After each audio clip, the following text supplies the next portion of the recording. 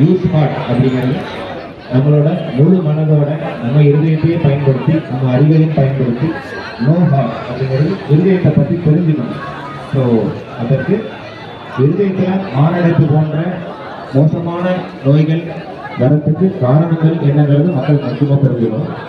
அதில் முக்கியமானது கொழுப்புச்சத்து அதிகமுள்ள உணவுகளை உட்கொள்வது, புகைப்பிடித்தல், பிரஷர், கொலஸ்ட்ரால், சுகர் போன்றவற்றை கட்டுக்குள் வைக்காதது, உடற்பயிற்சி சீராக இல்லாதது, இவைகளே அதற்கு முக்கியமான காரணம்.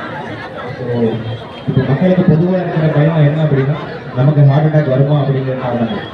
ஸோ ஹார்ட் அட்டாக் வரத்துக்கு என்னென்ன காரணம் நம்ம தெரிஞ்சுக்கிட்டாதான் அதை தவிர்த்து ஹார்ட் அட்டாக்ல இருந்து தவிர்த்து நம் மகிழ்ச்சியோட வாழ முடியும்.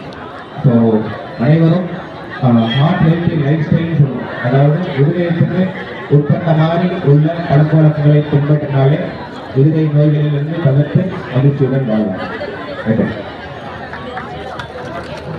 டாக்டர் ஒரு சின்ன டாக்டர்